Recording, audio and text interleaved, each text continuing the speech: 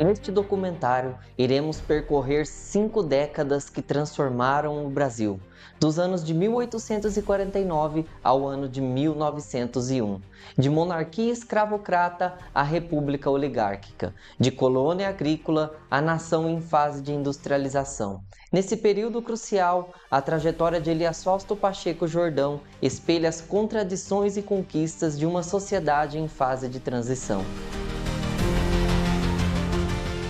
Nascida em 18 de fevereiro de 1849, em São João do Rio Claro, atualmente a cidade de Rio Claro, na fazenda do Biri, Elias Fausto veio ao mundo em um Brasil monárquico, sob o reinado de Dom Pedro II. Era filho de José Elias Pacheco Jordão, bacharel em Direito, vice-presidente da província paulista e figura-chave do Partido Conservador, e de Dona Maria Marcolina da Silva Prado.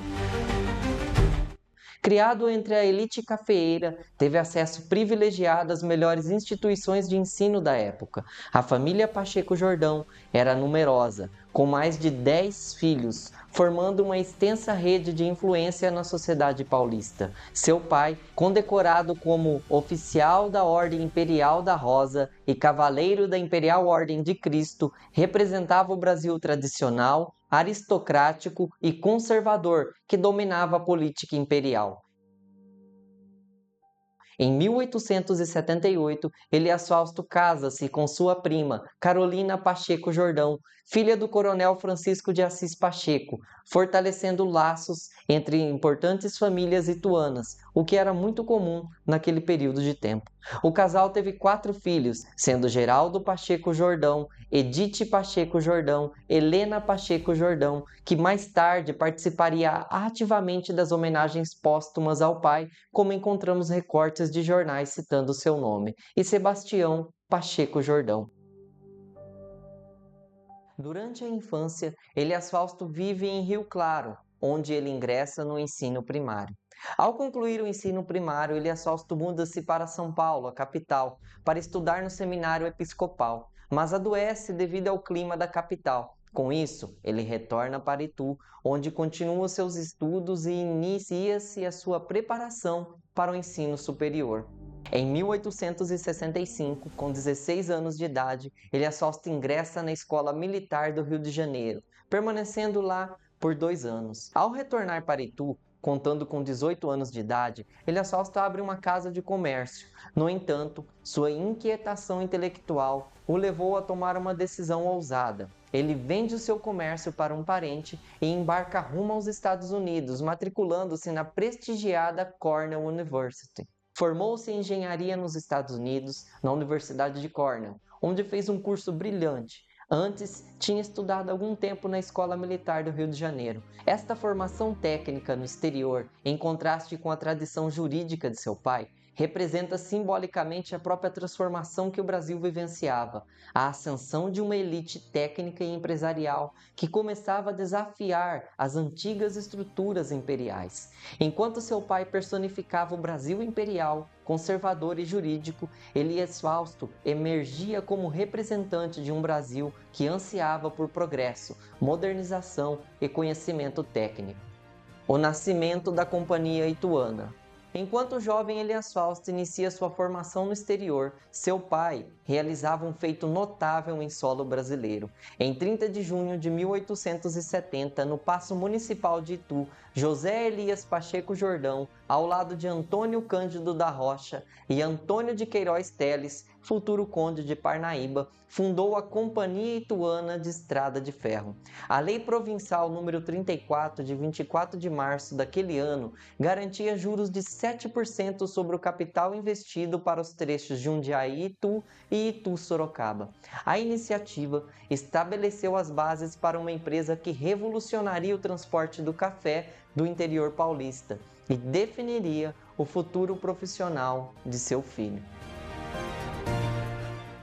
Durante 5 anos, Pacheco Jordão dedica-se com afinco aos estudos de engenharia na Cornell University, tornando um dos primeiros brasileiros a se formar no exterior.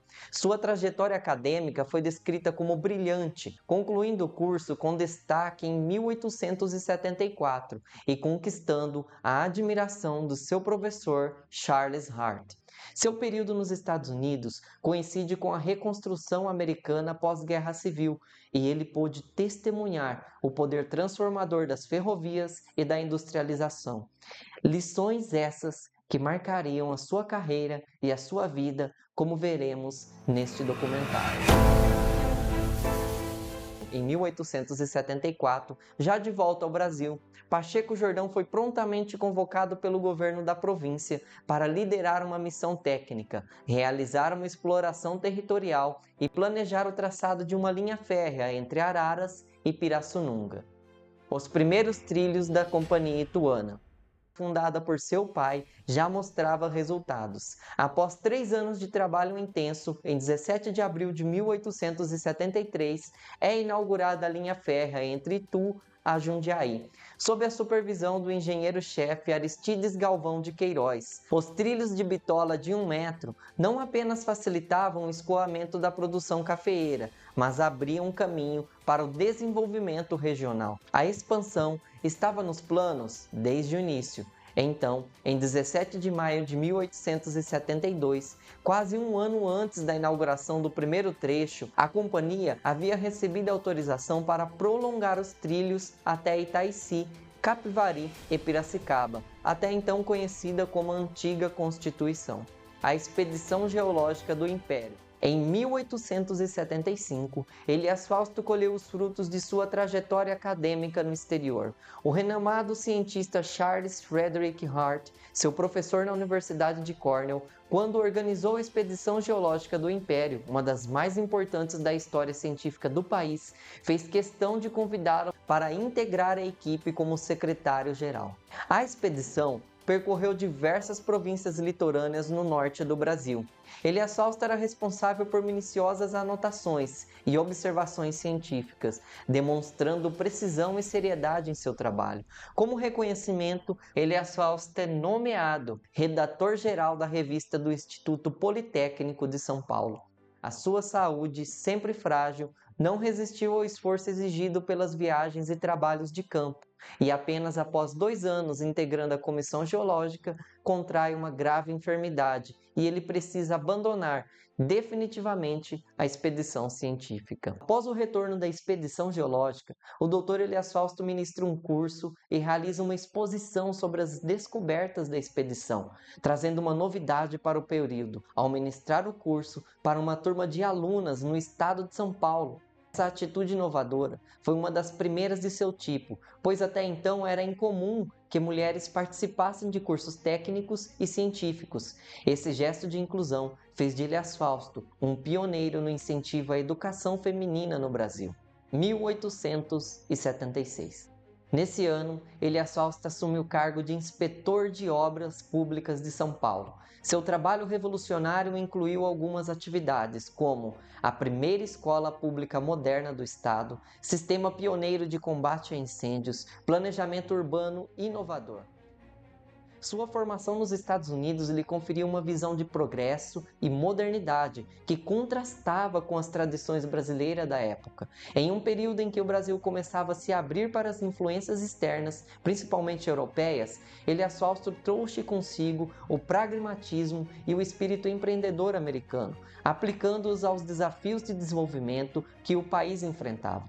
As décadas de 1870 e 1880 foram marcadas por intensas transformações no Brasil. O movimento abolicionista ganhava força, o republicanismo se fortalecia e a economia cafeeira impulsionava o desenvolvimento paulista. Neste contexto de mudanças, o engenheiro formado em Cornell destacou-se como um agente de transformação, utilizando de seu conhecimento técnico para contribuir com a modernização da infraestrutura nacional. Fiscalização Bragantina, 1877. Em 24 de novembro de 1877, um marco importante na trajetória profissional de Elias Fausto foi registrado. A Associação de Engenheiros Civis o nomeou como engenheiro fiscal para supervisionar os trabalhos da Estrada de Ferro Bragantina. Enfrentando impasses contratuais que poderiam paralisar as obras, a associação contratou respeitados empreiteiros, além de formar uma equipe técnica qualificada. sob a fiscalização rigorosa de Elias Fausto, ao lado do engenheiro-chefe Dr. José Lobo Peçanha e com respaldo jurídico do advogado Dr. José Maria Correia de Sá e Benevides. Os trabalhos avançaram, marcando o início de uma nova era para a infraestrutura rodoviária no país. Atuação política e o movimento republicano, 1883. Ao longo de sua carreira, Elias Fausto não se limitou ao campo científico e técnico. Ele também foi um defensor das mudanças políticas no Brasil. Durante o final do século XIX, o país vivia tensões sociais e políticas, e o movimento republicano começava a ganhar força. Elias Fausto, ciente da necessidade de transformar o sistema monárquico, envolveu-se diretamente nesse processo. Então, em 1883, com sua visão à frente do tempo, ele funda o Clube Republicano de Santa Rita do Passa Quatro, um dos primeiros núcleos do movimento republicano no Brasil. A criação do clube representava não apenas uma resistência à monarquia, mas também a adesão de intelectuais e políticos ao ideal republicano, que buscava a modernização do país, assumindo o comando da Ituana, em 1885. Em setembro de 1885, os jornais anunciavam: acha-se na capital o senhor Dr. Elias Fausto Pacheco Jordão, digno inspetor-geral da Companhia Ituana. Elias Fausto havia assumido o cargo de inspetor-geral da Companhia Ituana, colocando-o como figura central no processo de modernização ferroviária no Brasil. As ferrovias, sendo símbolo máximos do progresso no século XIX, tornaram-se sua especialidade e paixão. Entre 1883 e 1887, Elias Fausto alcançou o auge de sua carreira ferroviária, ao ser nomeado inspetor-geral da Estrada de Ferro Ituana, consolidando sua reputação como um dos maiores especialistas em ferrovias do país. A 49ª sessão da Assembleia Geral da Companhia Ituana, realizada em 20 de abril de 1885, reuniu a elite empresarial da época, entre figuras como o Conde de Três Rios, o Barão de Tatuí e o Coronel Luiz Antônio de Anhaia. Destacou-se a voz de Elias Fausto Pacheco Jordão, com uma visão que equilibrava as necessidades financeiras imediatas e estratégicas de longo prazo. Ele fez propostas decisivas que foram aprovadas por unanimidade. Elias Fausto foi nomeado para integrar a comissão responsável pela reestruturação da dívida, ao lado de Elias Antônio Pacheco Chaves. Conflitos políticos e demissão. 1887. O jornal de 6 de setembro de 1887 trouxe uma notícia breve, mas significativa. Confirmou-se o boato que demos há dias sobre a demissão do Dr. Elias Fausto, inspetor-geral daquela companhia. Retirou-se com efeito o aludido cidadão, sendo substituído pelo senhor Conceição Lobo, chefe do tráfego. Por trás da demissão estavam conflitos políticos não especificados, mas o contexto era claro. Desde 1881, Elias Fausto havia se posicionado claramente contra a monarquia. Sua postura política progressista tornava-o uma figura incômoda em tempos de transição de regime. Após sua saída da Companhia Ituana, ele intensificou sua dedicação ao movimento republicano e às atividades políticas. Suas ausências em assembleias empresariais, como as da Ituana, indicavam seu crescente distanciamento das atividades ferroviárias e sua imersão cada vez maior no debate político que agitava o país às vésperas da proclamação da República. A Companhia Ituana da Estrada de Ferro enfrentava questões de logísticas importantes. Existia um pedido para que se instalasse uma linha férrea no então distrito de Paz de Montemor. Com a instalação, surgiu um problema prático. Tanto Montemor como seu distrito possuíam estações ferroviárias, gerando transtornos para a população local, pois possuíam o mesmo nome. E a população do então Vila São José das Palmeiras precisava percorrer 12 quilômetros até Rebouças para retirar as encomendas do Correios. Além disso, disputas territoriais de demarcação entre Capivari e Montemor agravavam a situação. A população da Vila São José das Palmeiras passou a exercer forte pressão para que se alterasse o nome da estação de trem, até então chamada Estação Montemor. Em resposta à pressão popular e reconhecendo a relevância histórica da família, a Companhia Ituana acatou o pedido e no dia 1º de julho de 1900 foi anunciado no jornal que a estação passaria a se chamar Estação Elias Fausto. Desde o dia 2 de julho de 1900, esse solo passa então a ser conhecido como Elias Fausto. Essa mudança inseriu um marco significativo na história da família Pacheco Jordão, mantendo Elias em homenagem a seu pai e avô, e Fausto, referência ao jovem engenheiro que tanto se destacou nos estudos e na emergente República Brasileira. Assim, a cidade de Elias Fausto, embora tenha sido emancipado apenas em novembro de 1945, hoje carrega o legado da família Jordão. Companhia Prado e Chaves, fundada em 1887 por Antônio da Silva Prado e Antônio de Queiroz Teles, sob a liderança de Elias Fausto. A Companhia Prado e Chaves foi um dos motores do crescimento econômico paulista no século XIX, desempenhando um papel fundamental na expansão da estrutura cafeeira e ferroviária, consolidando-se como um dos principais agentes do desenvolvimento nacional.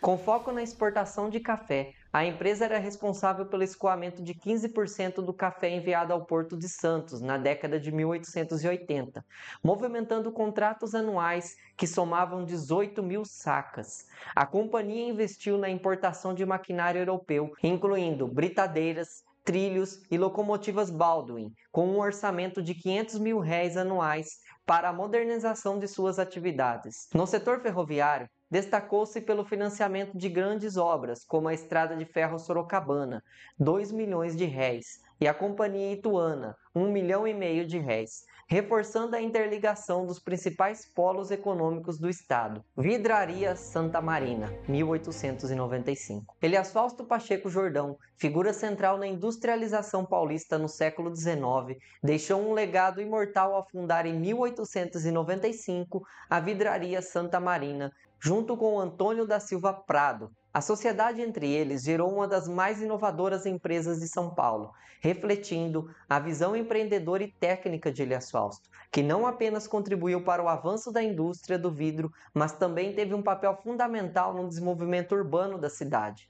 Em 1895, a empresa foi fundada sob o nome inicial de Prado e Jordão, aproveitando as condições ideais da região de Água Branca, São Paulo, à margem do rio Tietê. A proximidade com a areia branca de alta qualidade, essencial para a fabricação do vidro, e a água pura do rio foram determinantes para o sucesso da fábrica. Essa localização estratégica impulsionou o crescimento da Vidraria Santa Marina, que rapidamente se tornou pioneira na produção de vidros planos em São Paulo. A visão de Elias Fausto não se limitou à produção em larga escala, mas incorporou inovação tecnológica. Ele trouxe para o Brasil operários franceses e um mestre vidraceiro, Magere, especializado em técnicas europeias, garantindo um alto nível de expertise na produção.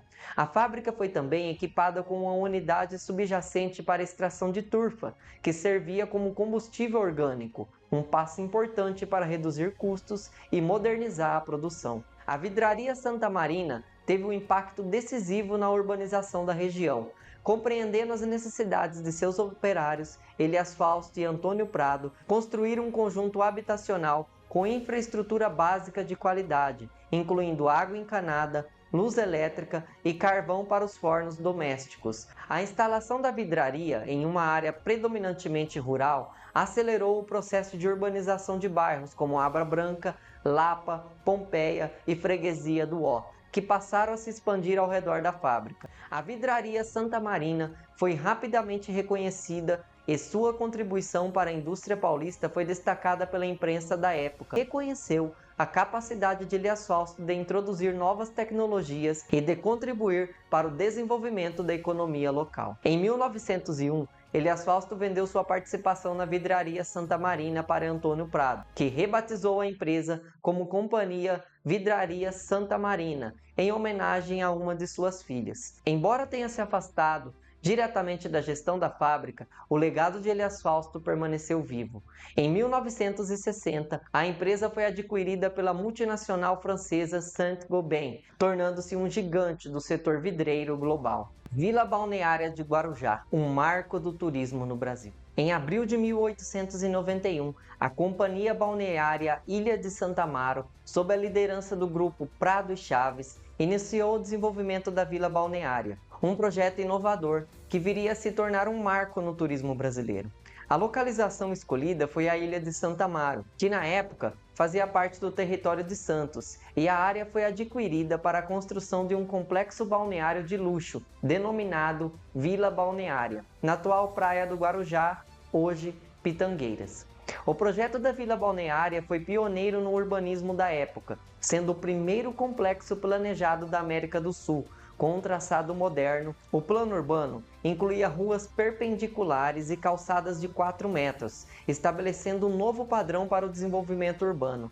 A inauguração do empreendimento ocorreu em 2 de setembro de 1893, com a presença de autoridades, incluído o governador de São Paulo, Bernardino de Campos, e o bispo Joaquim Arcoverde. Este projeto não só trouxe infraestrutura moderna, como também se consolidou como um destino turístico de luxo, atraindo a elite paulista e estrangeiros, especialmente aqueles que passavam pelo Porto de Santos. Entre os primeiros visitantes ilustres estavam Rui Barbosa, Washington Luiz e Alberto Santos Dumont. O complexo era composto por 46 chalés, um hotel de 2 pavimentos com 50 quartos, 3 torres, uma igreja, um cassino, um mini zoológico, salas de leitura, restaurantes e até um salão de baile. O engenheiro civil Elias Fausto Pacheco Jordão, formado pela Universidade de Cornell, foi o responsável pela concepção e execução do projeto. Liderando a companhia Prado e Chaves, ex-integrante da Comissão Geológica Imperial, Elias Fausto teve um papel central na elaboração das infraestruturas do Guarujá. Sob sua gestão, a Vila Balneária se tornou o primeiro grande polo de turismo do Brasil. O Guarujá logo se tornou o destino de verão mais cobiçado pela classe alta paulistana. No final do século XIX e início do século XX, em 1894, o suíço Guilherme Gaensly fotografou o balneário, capturando imagens do primeiro hotel de madeira, dos chalés e da linha férrea que facilitava o acesso à região, consolidando a cidade como um dos principais pontos turísticos da época. Relatório de 30 de março de 1897. A Companhia Balneária Ilha de Santa Amaro apresentou seu relatório financeiro e de operações durante a Assembleia Geral Ordinária. O relatório descrevia a propriedade e as aquisições realizadas pela companhia, incluindo o hotel, o cassino, o teatro, a casa de máquinas para iluminação elétrica, 40 casas, 33 de madeira e 7 de tijolos, além da estação ferroviária em Guarujá, e outras propriedades e instalações como lancha a vapor e oficina, infraestrutura e investimentos. O projeto da Vila Balneária incluiu a construção de 46 chalés, feitos de madeira de pinho de riga. Esses chalés foram adquiridos por 12 contos de réis e montados por uma equipe de 32 artífices de Itu, incluindo o ex-escravo Casemiro Pereira, que assumiu a função de mestre carpinteiro. Além disso, o Grande Hotel de La Plage, a principal atração do empreendimento, foi inaugurado em 1893, com apenas um pavimento térreo. No entanto, em dezembro de 1897, um incêndio destruiu completamente o hotel, que foi rapidamente reconstruído. A vida social no hotel era vibrante, com bailes de gala, concertos musicais e desfiles de moda, atraindo artistas renomados e personalidades internacionais. Para garantir um banho de mar seguro, foram montadas estruturas de proteção na praia, com cordas fixadas à areia, para evitar incidentes com as ondas,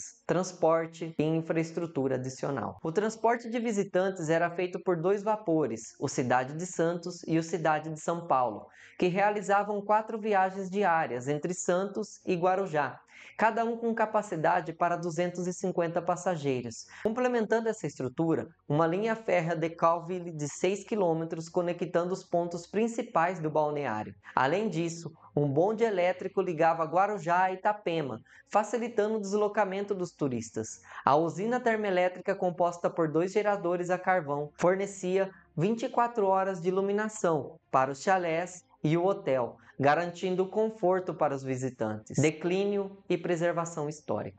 A decadência do Grande Hotel de La Plage começou após a década de 1940, quando o fechamento de cassinos no Brasil impactou diretamente a sua sustentabilidade econômica. Nos anos de 1960, o hotel foi demolido, marcando o fim de uma era para o Guarujá. No entanto, muitos móveis e objetos do hotel foram adquiridos por antigos moradores, preservando parte da memória desse importante período histórico para a cidade e o país. O legado da Vila Balneária. O legado da Vila Balneária perdura até hoje, como símbolo de inovação e desenvolvimento turístico no Brasil, e a cidade de Guarujá continua a ser um dos destinos mais populares para os turistas. Deputado federal eleito pelo 4º Distrito de São Paulo no ano de 1897, representando o Partido Republicano Paulista, PRP. Elias Fausto Pacheco Jordão tomou posse oficialmente em 9 de maio de 1899 e foi reeleito em 2 de maio de 1900. Durante seu mandato, integrou ativamente a Comissão de Orçamento, onde representava diretamente as ideias do Dr. Murtinho, de quem era amigo particular, conforme registrado pela imprensa da época. Sua atuação parlamentar não estava isenta de controvérsias. Um artigo publicado em 23 de dezembro de 1900, assinado por Alfavaca, pseudônimo, na seção livre do jornal de Itu, o descrevia como o homem que sabe pedir, que sabe contar histórias verídicas, que sabe, enfim, prestar-se a tudo para conseguir seus fins, retratando-o de braços dados com Campos Sales e Murtinho, importantes figuras políticas daquele período. Em 27 de março de 1901, um telegrama de Paris trouxe ontem a esta cidade a triste notícia de ter havido ali falecido, vítima de uma pneumonia dupla, o Dr. Elias Fausto Pacheco Jordão. O engenheiro e deputado federal havia partido para a Europa há pouco mais de 2 meses, em viagem a serviço de uma importante fábrica de vidros, da qual era diretor. Natural de São João de Rio Claro, a cidade de Rio Claro, e posteriormente Elias Fausto vive em Itu, ele contava com aproximadamente 52 anos quando faleceu. Formado em engenharia pela Universidade de Cornell, nos Estados Unidos, onde realizou um curso brilhante. Era considerado um dos deputados mais ativos da Câmara e uma das figuras mais proeminentes da Comissão de Orçamento, deixando a viúva e 4 filhos, sendo o mais velho o Dr. Geraldo Jordão. Sua morte, em pleno exercício do mandato parlamentar, causou grande comoção, sendo reconhecida em sessão solene na Câmara, em 11 de abril de 1901. Era um daqueles homens que, pela firmeza do caráter e rigidez de princípios, vão, infelizmente, escasseando nos tempos em que atravessamos. O Dr. Elias Fausto, cuja vida política foi muito curta, não era menos digno da consideração do povo paulista pelo esforço que sempre despendeu em bem do seu progresso. O retorno de seu corpo ao Brasil foi detalhadamente acompanhado pela imprensa em 21 de abril de 1901. Deve chegar hoje do Rio, pelo noturno, o corpo embalsamado do Dr. Elias Fausto Pacheco Jordão, há pouco falecido em Paris. O présbito fúnebre sairá da Estação do Norte para o Cemitério da Consolação. No dia seguinte, no dia 22 de abril, o jornal registra: o Brésil, chegado hoje, trouxe o corpo embalsamado do Dr. Elias Fausto. O corpo ficou depositado na Igreja da Cruz dos Militares, de onde saiu para a Estação Central, às 7 horas da noite. O próprio presidente da República demonstrou seu respeito disponibilizando um carro especial no noturno para ser transportado o corpo para São Paulo e enviando seu oficial de gabinete para representá-lo nas cerimônias. Às 12 horas e 5 minutos desse mesmo dia, o corpo seguiu pelo trem noturno. No trajeto da Igreja da Cruz dos Militares à Estação Central, foi o féretro, acompanhado por diversos deputados e amigos do finado. No carro mortuário seguiram os doutores Geraldo Pacheco, filho do Elias Fausto, Otaviano Pereira Mendes, Álvaro da Costa Carvalho e Luiz Marinho. O centenário de sua morte. Em 19 de março de 1949, a cidade de Itu e o estado de São Paulo relembraram o centenário do nascimento de Elias Fausto Pacheco Jordão. Sua jornada desde a infância em Itu até a fundação do Guarujá foi marcada pela dedicação à educação, à engenharia e ao progresso. Sua participação ativa no movimento republicano e seu trabalho como deputado foram aspectos importantes de sua vida política. O centenário também trouxe à tona o impacto duradouro de Elias Fausto não apenas em Itu e no Guarujá, mas em toda a região de São Paulo. Um artigo que ressaltou sua importância como líder e visionário. No artigo foi destacado seu caráter firme, sua integridade e seu compromisso com o bem-estar da sociedade paulista. Atualmente, existe uma placa solene com o nome de Elias Fausto Pacheco Jordão, localizada junto ao pavilhão da Maria Fumaça, na Avenida Leomil, no Guarujá, no estado de São Paulo. Homenagens no Guarujá. Décadas após a sua morte, Elias Fausto Pacheco Jordão recebeu significativas homenagens no Guarujá. No dia 27 de novembro de 1960, a Sociedade dos Amigos da Ilha de Santa Amaro promoveu a inauguração de seu busto, esculpido por Ulpiano da Costa Manso.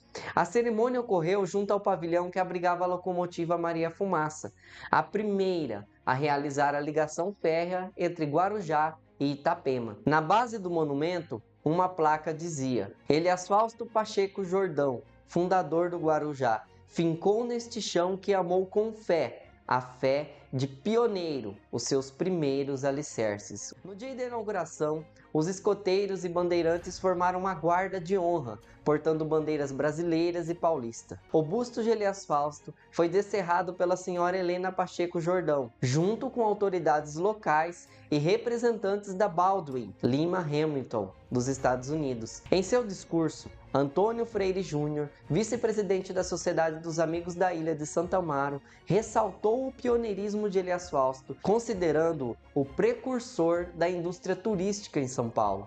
Pedro Luiz Pereira de Souza, representando a companhia Prado e Chaves, do qual o engenheiro foi sócio fundador, relembrou a magnitude do projeto. Um cassino, uma igreja, um grande hotel e uma escola, além da implementação de serviços de água, esgoto e luz elétrica. Na sequência da cerimônia, o evento continuou com um almoço oferecido no Grande Hotel Guarujá, onde o professor Isidro Gonçalves, presidente da Sociedade dos Amigos da Ilha de Santa Amaro, fez uma palestra enaltecendo a visão e os méritos de Elias Fausto. Para ele, o engenheiro foi um dos verdadeiros pioneiros que, em uma época de precários meios de transporte, foi capaz de realizar um trabalho grandioso que moldou o futuro da cidade e da região. Tributos na cidade de Elias Fausto.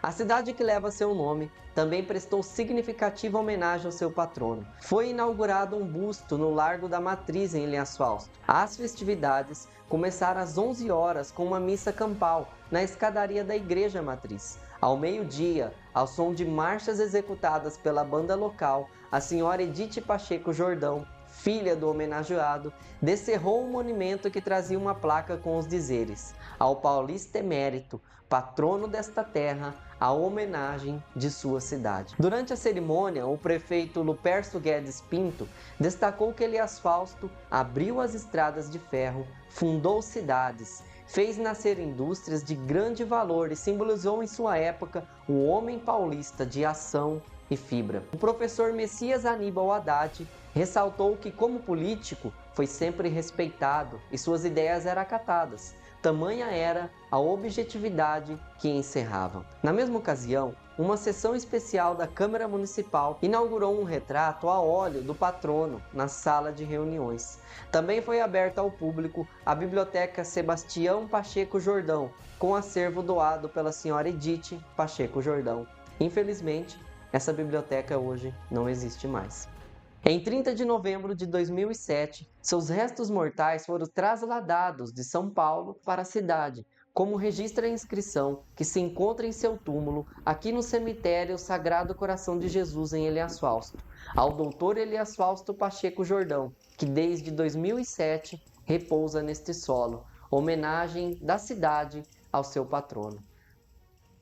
Diversos espaços preservam a memória de Elias Fausto Pacheco Jordão, como por exemplo no Guarujá. A base monumental onde ficava o busto de Elias Fausto ainda existe na Avenida da Maria Fumaça, Avenida Leomil. Infelizmente, o busto de Elias Fausto e a placa foram depredados com o tempo, mas o monumento permanece lá na esquina, como vocês verão nessas imagens. A locomotiva Baldwin, que fazia o trajeto Itapema-Santos, permanece preservada no pavilhão, um ponto histórico importante para a cidade do Guarujá. Uma rua no bairro Jardim Virgínia, em Guarujá, também leva o seu nome. Aqui na cidade de Elias Fausto, o seu busto permanece na Praça Matriz com a inscrição: Elias Fausto Pacheco Jordão, paulista emérito e patrono desta terra, homenagem de sua cidade. A Casa da Memória Caipira Ernesto Tomazini, no centro de Elias Fausto, em frente ao largo da Igreja Matriz, também tem um quadro datado de 1960. Ao adentrar na Prefeitura Municipal de Elias Fausto, você se deparará com uma galeria de quadros com o histórico de todos os prefeitos da cidade. E à sua direita, você verá imponente um quadro do patrono da cidade datado do ano de 1960. O Museu Republicano da Convenção de Itu mantém um quadro de Pacheco Jordão no meio dos eméritos paulistas e ituanos fundadores da República do Brasil, reconhecendo-o como um dos pioneiros na luta pela expressão republicana.